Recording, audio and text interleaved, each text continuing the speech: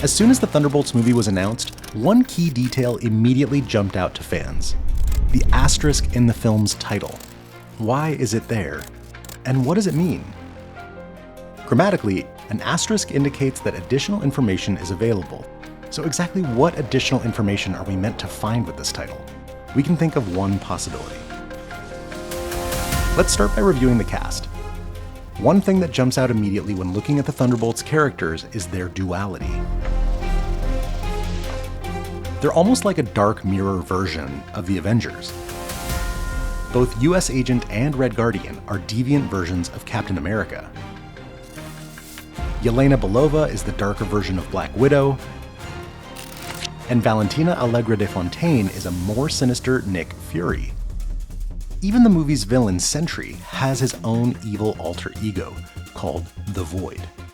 So far so good, but that still leaves one glaring omission. If the Thunderbolts are the bad version of the Avengers, then who is their leader?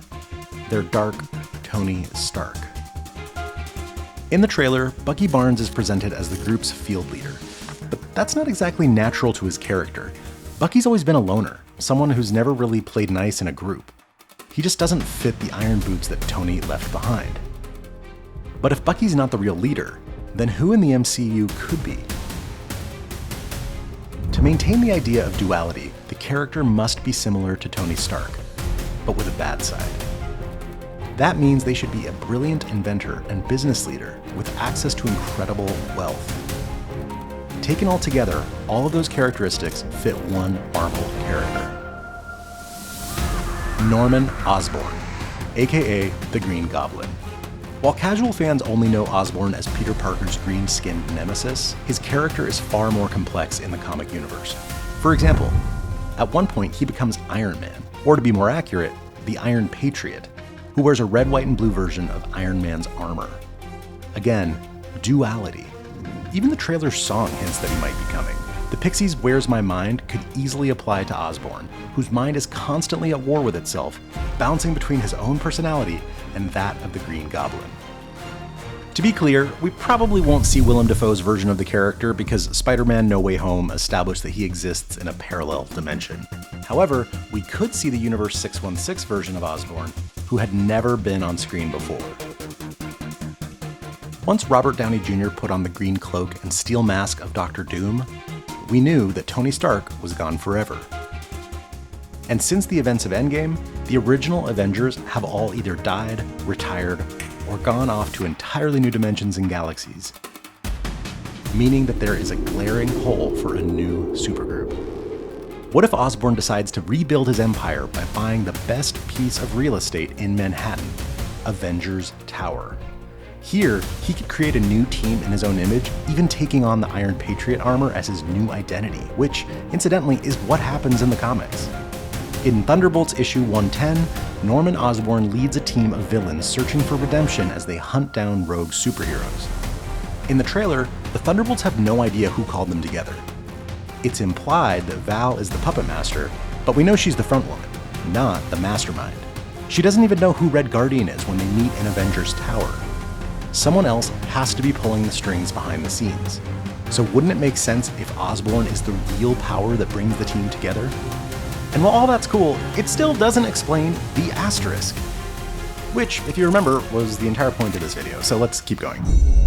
It's not a secret that Marvel is struggling with its villains. While Kang the Conqueror was intended to be the Thanos of Phase 6, the studio's already said it will de-emphasize the character after Jonathan Majors' legal troubles and Ant-Man Quantumania's disappointing box office performance. That means that Marvel's in the market for a new mega-villain to reign over the Marvel Universe. Of course, Robert Downey Jr. isn't getting $80 million not to be the next great MCU supervillain. But who's to say that he's acting alone? Rumors have been rampant that the Thunderbolts will play a major role in Avengers Doomsday. But what if they aren't there to fight Dr. Doom? What if they're there to join him? While some have speculated that the Thunderbolts could form a new Avengers team, let's be real and admit that building a new supergroup from a handful of C-list villains and anti-heroes doesn't make a ton of sense. However, we also know that Marvel doesn't introduce new characters without a plan for how they fit into the larger universe. Remember when we said that Osborne was a leader of the Thunderbolts? That's true, but it's not the end of the story. For a long time, Osborne really did try to be a good guy, even saving Earth by leading his team to victory against the Skrull Armada. But while the Green Goblin may be gone, the darkness at the heart of his character never really went away. At a certain point, he formed a new group, the Dark Avengers. While they started out as a government-approved superhero team, Osborne eventually turned them into his own personal hit squad, which he used to wage war on rival superheroes. And one of their first missions as a new villain group, rescuing Dr. Doom from an attack by the villain Morgan Le Fay. So, back to that asterisk. The hidden information? We think the secret is that the Thunderbolts won't be the Thunderbolts for long. Norman Osborn will lead the team until he can turn it into his own personal evil army, the Dark Avengers, and team up with Dr. Doom to form the greatest threat the real Avengers have ever seen.